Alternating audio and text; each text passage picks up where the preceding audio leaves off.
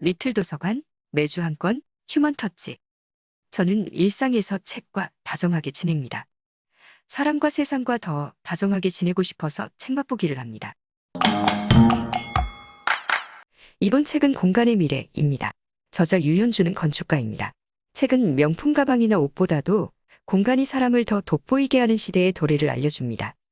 내가 위치한 현실 공간과 가상 공간이 권력이 되고 권위가 된다는 사실을 다음과 같이 일깨워줍니다. 트위터, 페이스북, 인스타그램은 미국 국회의사당 무력 점거 시위를 선동한 트럼프의 계정을 삭제했다. 이 사건은 과거에 종교 지도자, 교육자, 정치가가 건축 공간을 이용해서 권력을 만들었다면 이 시대에는 인터넷 가상 공간을 장악한 IT 기업으로 권력이 집중되고 있다는 것을 상징적으로 보여준다. 코로나 사태로 인해 비대면 사회가 될수록 공간을 통한 권력이 IT 기업으로 집중되면서 또 다른 형태의 독재 시대가 시작되었다. 저자는 사람들이 휴대폰으로 사진을 찍어 SNS에 올리는 것이 일상적 행위가 되면서 공간이 더욱 중요해졌다고 합니다. 사진을 찍은 혹은 찍힌 바로 그 공간에 주목하게 된 현상에 대해 다음과 같이 설명합니다. 휴대폰에 카메라가 장착되면서 나타난 현상은 공간을 통해서 나를 표현하는 능력이 생겼다는 점이다. 과거에는 내가 소유한 물건이 중요했다. 그런데 지금은 내가 시간을 보내는 공간에서 사진을 찍고 SNS에 올리면 명품 가방이나 보다 더 효과적으로 나를 표현할 수 있다. 불경기에도 분위기 좋은 카페나 비싼 펜션이 변함없이 인기 있는 이유다. 이때 사진 속에 나를 둘러싸고 있는 공간은 나를 과시하는 수단이 된다. 화상회의 속의 배경화면도 나를 표현하는 방법이 된다. 화상회의를 할 때 배경화면으로 멋지고 큰 공간을 설정하는 것이 고시원을 배경화면으로 하고 있는 것보다 나를 돋보이게 한다. 이는 곧 내가 하는 말의 권위를 높여주는데 도움을 줄 수 있다. 이처럼 공간은 은연중에 나를 드러내고 도시와 국가의 인상과 위상을 좌우하기도 합니다. 공간 디자인이 바뀌면 사회가 바뀐다는 마인드를 가진 저자는 포스트 코로나 시대에 걸맞은 공간 창출을 바랍니다. 저자의 원대한 포부를 들어보기로 합니다. 20세기 초에 백화점이나 오피스 빌딩이라는 새로운 건물 양식이 나왔던 것처럼 포스트 코로나 시대에 맞는 새로운 건물 양식이 발명되어야 할 것이다. 이 책을 읽으면서 어떤 공간을 만들어서 어떤 사회를 만들지 생각해 보는 시간이 되면 좋겠다. 코로나로 인해서 전 세계 모든 국가와 사회는 새로운 미래를 만들 출발선상에 섰다. 과거의 공간 모델로는 다가올 미래를 준비할 수 없다. 새로운 모델이 필요하다. 과거 근대화에 늦은 우리는 서양 사회가 만든 공간 시스템을 답습하고 도입하는 일만 해왔다. 이제는 우리가 처음으로 만든 새로운 도시 공간 시스템, 우리만의 교육 시스템을 만들어서 세계를 리드해 나가야 하지 않을까? 언제까지 선진국 성공 사례를 찾아다닐 것인가?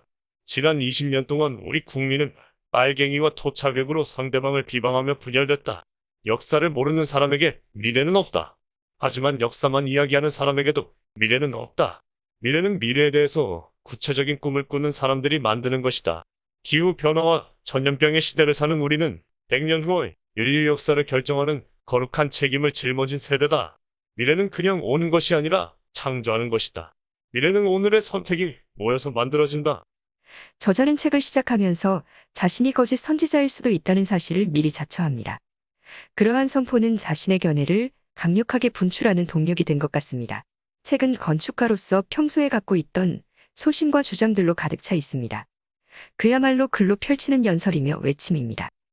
저자의 설득과 호소에는 미래에 대한 개척의지와 생존의지가 배어 있습니다. 언설로 차마 풀어낼 수 없는 것들도 행간에서 읽혀지는 듯했습니다. 저자 자신이 거짓 선지자임을 자처하면서 예측하는 내용들을 옮겨봅니다.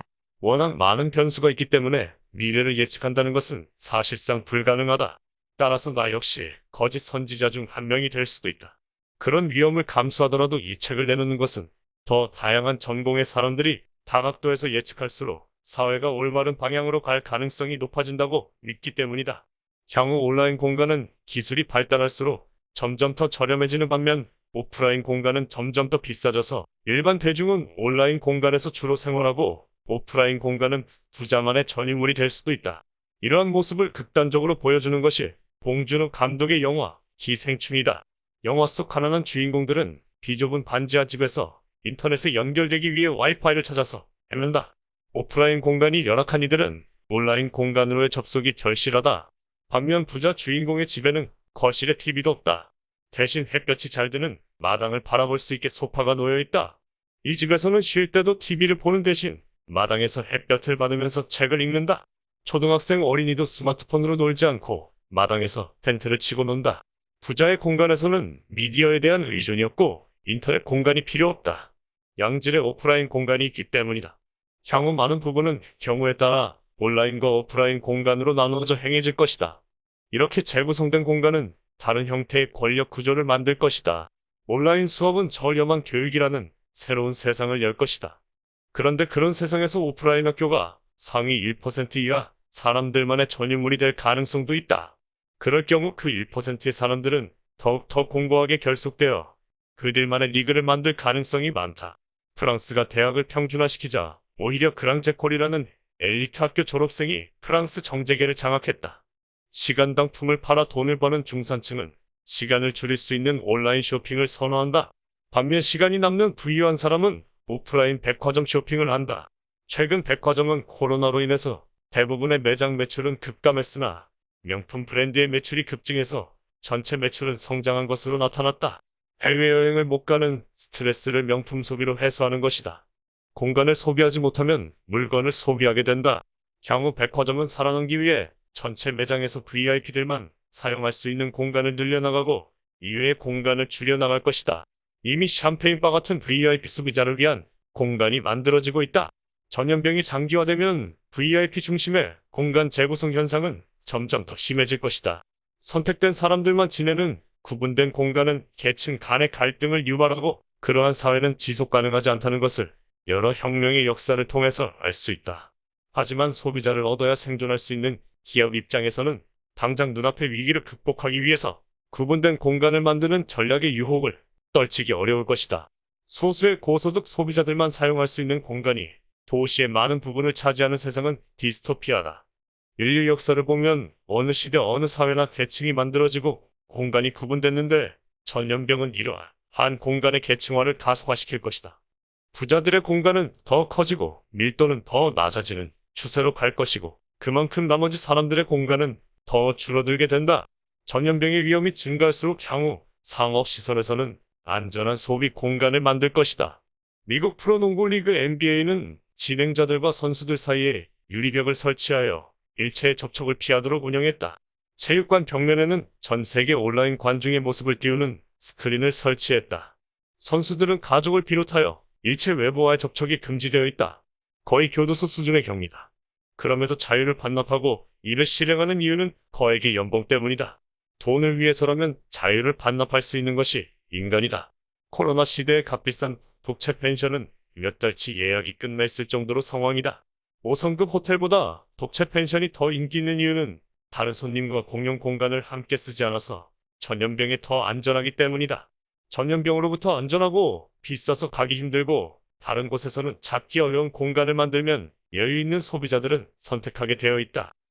저자는 포스트 코로나 아파트를 위한 5가지 원칙을 제안합니다. 저자의 제안이 실현된 도시를 상상하면 저절로 의기충천해지는 듯합니다. 저자는 층간소음에 취약한 벽식 구조가 아닌 기둥식 구조이면서 동시에 나무를 소재로 한 목 구조를 권합니다. 기둥식 목 구조는 공간의 변형이 가능할 뿐만 아니라 친환경적입니다. 또한 아파트 한 가구마다 사적인 외부 공간을 만들자며 1가구 1발코니를 주창합니다. 게다가 아파트 단지마다 1층을 개방된 공원으로 만들자는 발상도 내세웁니다. 꿈같은 이야기로 들리지만 상상만으로도 만면에 미소가 번집니다. 공원과 벤치로 연결된 길을 따라 걷다 보면 어느새 도서관에 도착해서 각양각색의 책들을 만날 수 있는 도시에 살게 된다면 얼마나 살맛이 날까요? 이런 도시에다가 저자는 주거 가까이의 위성학교와 공유 사무실을 배치하여 여차하면 전염병이 번성했을 때도 교육과 업무를 중단 없이 이어갈 수 있는 도시를 구상하고 있습니다. 저자가 5가지 원칙을 만들게 된 근거들은 책에 풍부하게 나열되어 있습니다. 그 중에서 인상 깊은 몇 구절만 발췌해 옮겨봅니다. 포스트 코로나 시대에는 사회적 거리두기를 하면서 자연을 즐길 수 있는 사적인 외부 공간이 필요하다. 지금 우리에게 필요한 것은 아파트 정원보다는 비가 들이치고 하늘을 볼 수 있는 나의 발코니다. 사실 가장 친환경적인 건축물은 태양광 발전 장치가 많거나 친환경 건축 자재로 지어진 건축물이 아닌 기둥식 구조로 만들어진 건축물이다. 기둥식 구조 건물들은 세월이 흐르고 시대가 바뀌어도 신축을 안 해도 된다. 신축을 안 해도 되면 콘크리트나 철의 소비를 줄일 수 있다. 이는 곧 콘크리트나 철을 생산하는 과정 중에 엄청나게 많이 배출되는 이산화탄소의 양을 줄인다는 것을 의미한다. 고층 목구조의 등장은 21세기 건축 재료의 혁신이다. 현대 기술은 나무를 겹겹이 붙여서 기존 목재보다 더 강한 목재를 만들고 있다. 일본 도쿄의 350m 높이의 목조 고층 빌딩을 2041년에 완공하겠다는 계획을 발표했다. 부분적으로 보수가 쉬운 목조 건축은 오랫동안 사용할 수 있는 친환경 건축이다. 나무가 썩지 않도록 하는 것만큼 적극적인 친환경 건축은 없다.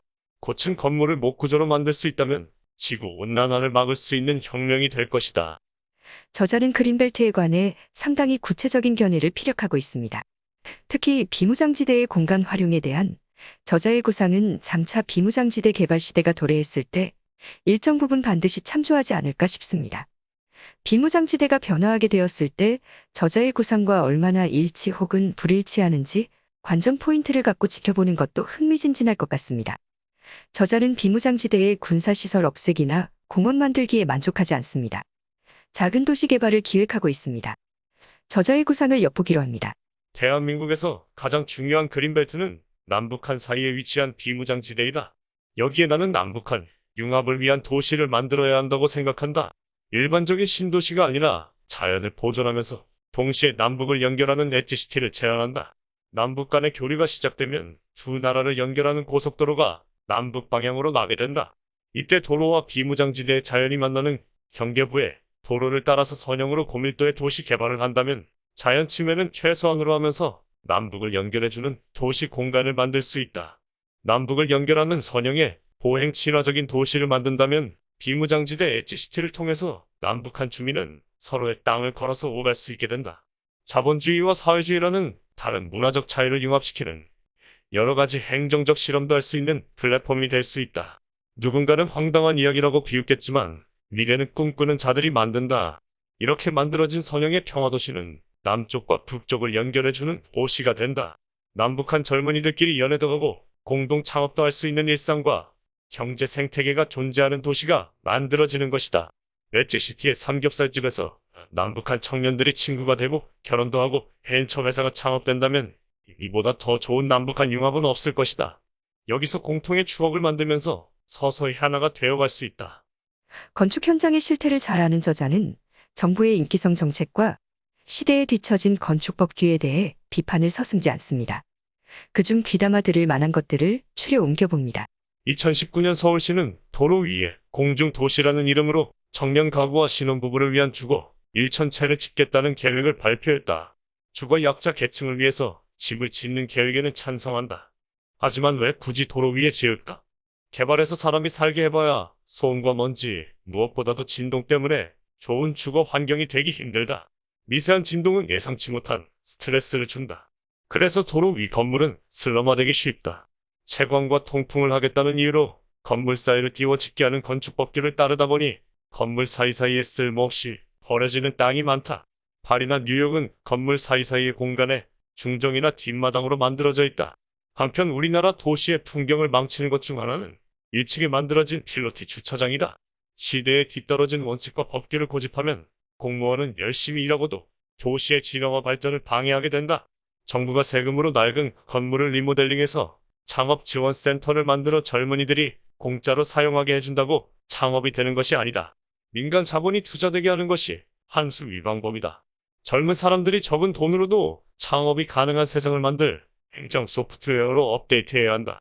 그래야 다양성이 만들어지고 경쟁을 통해 우수한 DNA가 살아남기 때문이다. 우리나라는 3,000세대의 아파트 단지를 한 개의 대형 회사가 설계해서 공급한다. 반면에 일본은 다양한 건축주와 건축 설계 사무소가 협업해서 다양성을 만들어낸다. 건축의 다양성과 경쟁력이라는 면에서 한국은 일본에 한참 뒤처져 있다.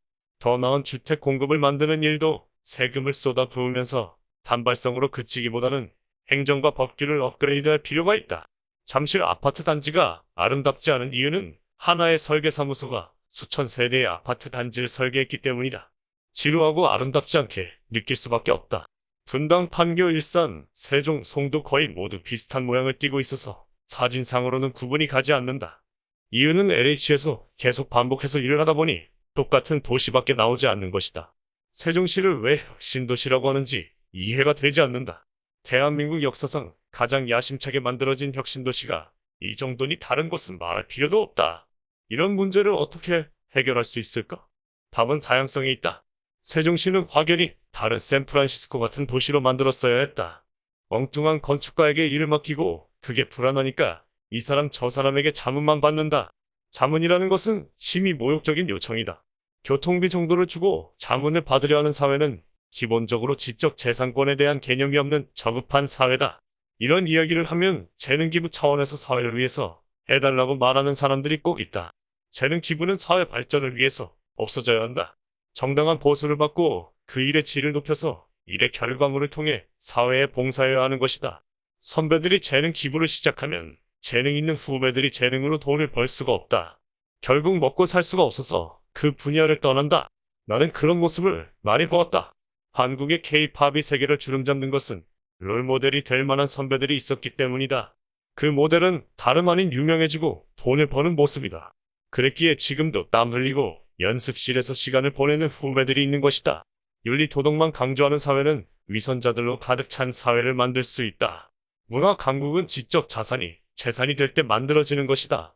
책맛보기가 저자의 노고와 위대함을 알리는 것이 아니라 지적재산권을 침해하는 일이 될까봐 염려가 됩니다. 만일 그럴 소지가 있다는 경고를 받게 된다면 그에 준한 대처 방안을 달게 준수하고자 합니다. 저자는 임대주택이나 공유주택을 늘리기보다는 개인 각자가 주택을 소유할 수 있도록 정책을 펴는 나라가 바람직하다고 봅니다.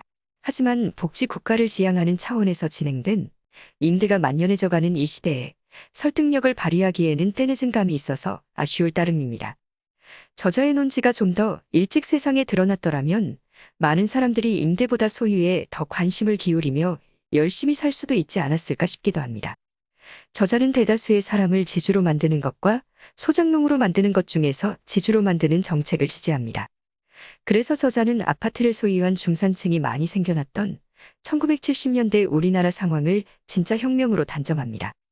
앞으로 임대와 소유의 균형 잡힌 부동산 정책이 입안되기를 바라는 마음이 되어 저자의 견해를 인용해 봅니다.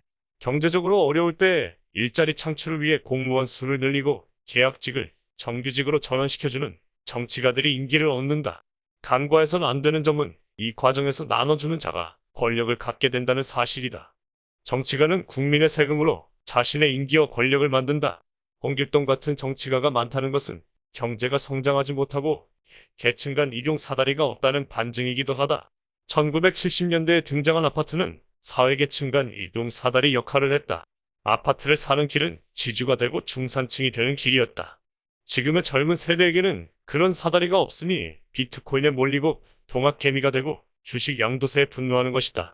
월세는 21세기에 존재하는 새로운 형태의 소장농이다.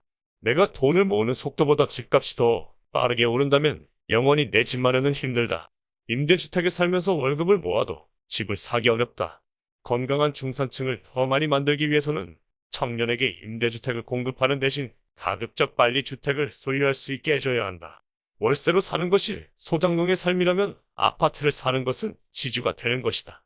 아파트를 지어서 주택을 공급해 소유하도록 한 것은 많은 국민을 지주로 만드는 혁명이었다. 남의 것을 빼앗아서 나눠주는 식의 피해 혁명이 아니라 기술을 통해서 없던 자산을 창조해서 나누었던 진짜 혁명이었다. 실제로 현재 개발도상국에서는 경제 발전과 사회 안전이라는 두 마리 토끼를 잡기 위해서 1970년대 우리나라의 아파트 조달 방식을 벤치마킹하고 있다. 임대주택을 살다 보면 경제적 자립이 어려워지고 정부와 정치가에게 더 의존적인 사람으로 남아있게 된다. 이런 상황을 좋아하는 정치인도 있을 것이다. 그런 정치가에게는 표를 얻을 수 있는 상황만 중요하기 때문이다. 국민들이 주택을 소유하게 해줘야 한다. 이유는 간단하다. 많은 국민이 부동산을 소유하지 못하면 결국 부동산 자산은 정부 아니면 대자본가들만 소유하게 될 것이기 때문이다. 이는 조선시대로의 획이다.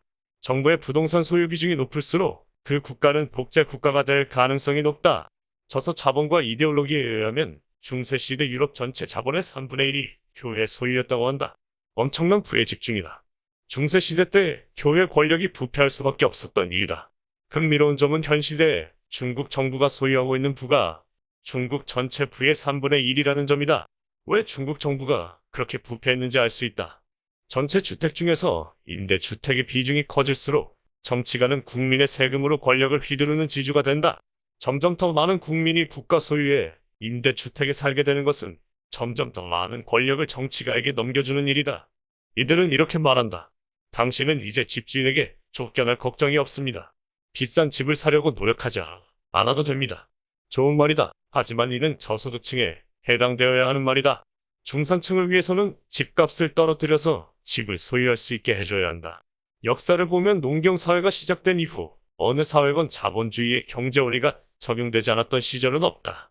어느 사회에서건 부는 곧 권력이다. 어느 특정 집단의 부가 모인다면 결국은 권력이 한쪽으로 몰리고 권력이 한쪽으로 몰리면 부패하게 되어 있다. 과거에 많은 정치가가 재벌을 견제해야 한다고 역설하지 않았던가. 그랬던 일부 정치가들 본인이 재벌이 되려고 하는 모습을 보인다. 우리는 악당을 잡으면 세상이 좋아진다고 믿지만 실제로 세상에는 악당과 그 악당을 손가락질하면서 그 상황을 통해서 자신의 권력과 이익을 챙기는 위선자가 있음을 알아야 한다. 악당과 위선자 사이에서 국민은 정신을 차려야 한다. 집값이 폭등하고 은행 대출 없이 집을 사야 하는 세상이 되면 두 집단은 좋아한다. 바로 대자본가와 정치가들이다. 빈부격차가 커질수록 자본가는 자본의 집중을 얻게 되고 정치가는 집을 소유할 수 없어서 임대주택을 구걸하는 표밭을 얻게 되기 때문이다. 부동산이 정부나 대자본가에 집중되기보다는 더 많은 사람이 나누어서 소유할 수 있는 사회가 더 정의로운 사회다. 내 아이를 위해서 거대 권력을 가진 정치가나 기업가가 착하기를 기대하기보다는 부동산 자산이 나누어진 사회를 만들어 물려주고 싶다. 이기적인 인간이 만드는 사회에서 권력은 쪼개서 나눠 가질수록 정의에 가까워진다. 돈이 많은 자본가는 또 다른 꿈을 꾸고 있다. 모든 국민을 자신의 소비자로 만들려는 꿈이다. 말이 소비자지 또 다른 형태의 소득농이다. 밀레니얼 세대들을 대표하는 현상으로 공유경제를 꼽는다. 공유경제는 소유할 필요가 없고 소비만 하라고 한다. 엄청 생각해주는 것처럼 들린다. 쉐어하우스를 짓는 사람들은 이렇게 말한다. 당신은 집을 사느라고 돈을 모을 필요가 없다. 그냥 빌려서 사용하면 된다. 그런데 이런 집의 월세를 보면 깜짝 놀라지 않을 수 없다. 공유주택이나 공유 오피스를 좋게만 보기는 힘들다. 여러 명의 주인으로 나누어서 소유되던 집이 몇몇 쉐어하우스 브랜드 기업으로 집중된다면 결코 바람직하지 않다. 부동산이라는 거대 시장을 공공기관으로만 해결하겠다는 것은 권력과 정보의 집중을 만들고 권력과 정보의 집중은 또 다른 부패를 만든다. 지난 5년간 LH는 120조가 넘는 부채가 있었음에도 불구하고 직원 수는 6,000명에서 9,000명으로 늘었고 꾸준히 신도시와 그린벨트를 풀어서 주택 문제를 공공 중심으로 해결하려고 했다. 그 부작용은 LH 직원 투기 사건으로 알 수 있다. 저자는 건강한 사회란 집을 소유하고자 꿈꾸는 사람에게 그 꿈을 이룰 수 있도록 뒷받침해주는 사회라고 봅니다. 임대와 분양의 차이가 사람의 마음과 태도를 어떻게 다르게 만드는지 사례를 들어 다음과 같이 실감나게 설명해 줍니다. 충분히 공감되는 부분도 있었습니다. 건강한 사회는 집을 소유하려는 의지가 강한 사람들에게 집을 소유할 수 있는 기회를 만들어주는 사회다. 집을 소유한 사람이 많은 사회가 그렇지 못한 사회보다 더 건전한 공동체를 만들 수 있다.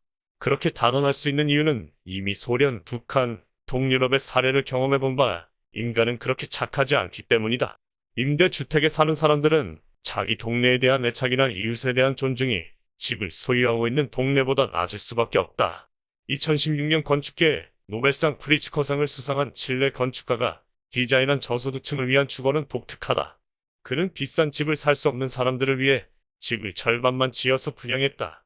입주한 사람은 돈을 벌면서 점점 자신의 집을 완성해 나갔다. 태어난 아이를 위해 방을 증축하기도 하고 울타리도 치고 꽃밭도 바꾸었다. 각각의 집들은 각기 다른 모습으로 완성되었다. 동네는 더욱 살기 좋아졌고 집값도 올랐다. 더 좋은 동네로 이사를 갈 수도 있게 되었다. 동네에 대한 애착이 있고 이웃에 대한 존중이 있기에 가능한 일이다. 집을 소유한 데서 비롯된다. 인간이 무소유하도록 정신을 개조하려는 시도는 석가모니부터 시작해서 최근의 법정 스님까지 수천 년간 여러 종교와 철학에서 시도해왔다. 그래도 바뀌지 않는 게 인간이다. 역사상 특정 일부 시대에 다수가 꿈을 가지고 공유사회를 만들어 보려고 했던 때가 있었다. 100년 전 유행했던 사회주의 혁명이 그것이다. 그때에도 소수의 교활한 위선자는 다수의 선의를 이용해 권력을 독점해서 독재자가 되었고 세상은 더 힘들어졌다. 그런 사회가 되지 않도록 더 많은 사람이 부동산이라는 권력을 나누어서 소유하게 할 시스템을 만들어야 한다. 청년들이 집을 소유할 수 있는 사회를 만들어야 한다. 국가나 민족의 자주와 독립을 강조하면서도 개인의 자주와 독립은 중요하게 생각하지 않고 심지어 바라지 않는 자들도 있다.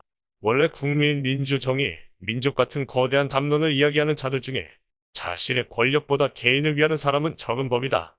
주택 소유를 통해서 더 많은 청년 개개인이 경제적으로 독립할 수 있을 때 바람직한 사회가 만들어질 가능성이 높은 것이다. 저자는 전염병 시대에도 도시는 해체되지 않을 것이라고 합니다. 도시가 전염병 때문에 위험하더라도 생계를 유지시켜준다면 사람들은 도시를 떠날 수 없습니다. 도시를 떠나지 않겠다는 것은 곧 사람들을 떠나지 않겠다는 의미입니다. 따라서 전염병에도 끄떡없이 도시가 온전하게 유지되도록 해야 한다고 저자는 주장합니다. 그 근거로 영정조 시대의 역사로 설명해 줍니다. 전염병이 강한 도시가 되면 인구가 늘어나고 도시 인구가 늘어나면 상업이 발달한다. 그에 따라 신흥계급이 생겨나 기존 세력들을 견제하면서 사회가 변화 발전한다. 이러한 진화의 패턴을 보여주는 시기가 조선에도 영조와 정조 시대이다. 1760년 영조는 청계천의 준설 작업을 시작했다. 청계천 준설 작업은 도시가 전염병에 맞설 수 있는 인프라 구조를 만든 시도였다. 덕분에 한양은 19만 명의 인구에도 전염병이 적은 도시를 만들 수 있었다. 인구가 안정적으로 유지되자 정조 때에 이르러 상업 수요가 폭증했다. 특정 상인에게 특혜를 줄 수 있는 금단 정권을 폐지하자 상업이 발달했고 조선 후기 르네상스가 시작되었다. 영조와 정조 시대 때 조선은 농업 중심의 경제에서 누구나가 상업을 할 수 있는 시스템으로 국가 운영 체계가 업그레이드 된 것이다. 향후 재택근무 가능한 일자리는 줄어들고 대신 인간이 인간에게 서비스하는 일자리가 살아남거나 늘어날 것이다. 간호, 미용, 아기 돌보기, 고급 레스토랑 서빙 같은 서비스업은 아직 로봇으로 대체되기 어렵기 때문이다. 그렇다면 다른 사람에게 서비스하는 일자리는 어디에 있을까? 사람이 많은 곳에 있다. 도시에 더 많은 일자리, 기회가 있다는 말이다. 따라서 도시는 인구와 밀도가 성장하면서도 전염병에 강한 도시 공간 구조를 만드는 것이 중요하다. 저자는 사람에게 끌리고 사람들과 함께 사람들 속에 살고 싶은 것은 사람의 본능이라고 합니다. 누가 뭐래도 사람이 꽃보다 아름다워 노래 가사를 떠오르게 하는 실험을 소개해 줍니다. 덴마크 건축가 얀겔은 벤치를 가지고 재미난 실험을 했다. 꽃밭을 볼 수 있는 벤치와 사람을 구경할 수 있는 벤치 중 어느 쪽 벤치에 더 많은 사람이 앉는지 알아보는 실험이었다. 결과적으로는 사람을 구경할 수 있는 벤치에 10배 더 많은 사람이 앉았다. 이 실험을 통해서 사람은 그냥 자연만 보는 것보다는 다른 사람에게 더 끌린다는 점을 알 수 있다. 이는 인간이 다른 인간과 있을 때 안정감을 느끼는 사피엔스만의 본능 때문일 것이다.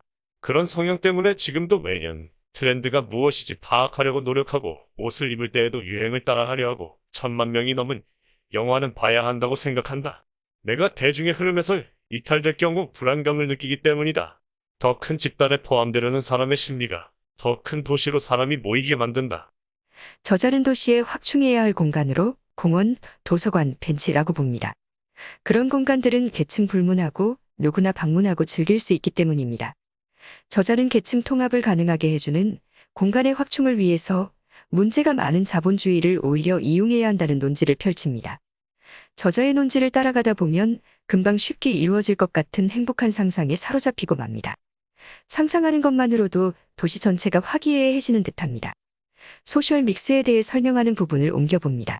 서울은 전 세계에서 단위 면적당 커피숍 숫자가 제일 많은 도시다. 문제는 여기서부터 생긴다. 도시에는 돈이 많은 사람과 적은 사람이 한 공간에 있을 가능성이 거의 없다. 같은 도시에 20년을 살아도 공통의 추억을 가질 가능성이 적다. 뉴욕은 경제적 배경과 상관없이 공원에 누울 수 있고 산책하고 벤치에 앉아서 샌드위치를 먹고 주말 여름밤에는 영화를 공짜로 볼 수 있다. 이런 도시에서는 부자나 가난한 사람이나 공통의 추억이 만들어진다. 도시에는 공통의 추억을 만들어주는 공짜로 머물 수 있는 공간이 필요하다. 미국인들 중 뉴욕 출신의 친구들은 꼭 자신을 소개할 때 미국인이라고 하지 않고 뉴요커라고 말한다. 그 정도는 되어야 성공한 지역이고 도시라고 할 수 있다. 우리나라 역사상 가장 긍정적인 소셜 믹스가 일어난 곳은 2002년 월드컵 때 시청 앞광장이었다. 우리는 그곳에서 정치 성향, 소득 수준, 교육 수준, 성별, 나이, 종교적 배경과 상관없이 하나의 공통된 추억을 만들었다. 바로 그런 공간이 필요하다. 도시 공간 속에서 익명성의 소셜 믹스를 가능하게 해주는 장소가 공원, 벤치, 도서관이다. 공짜로 머물 수 있는 이러한 공간에서 공통의 추억을 만들면 소셜 믹스가 된다. 최근에는 한강공원이 그 역할을 하고 있다. 공원은 크기보다 분포가 중요하다. 공원과 도서관은 어디서든 걸어서 10분 이내에 있어야 한다. 뉴욕은 공원과 공원과의 거리가 평균 13분 정도인데 반해 서울은 공원과 공원의 거리가 1시간 정도이다. 공원과 도서관을 연결하는 길에는 벤치가 있어야 한다. 그렇게 해서 오랜 시간에 걸쳐 공통의 추억이 만들어지게 해야 한다.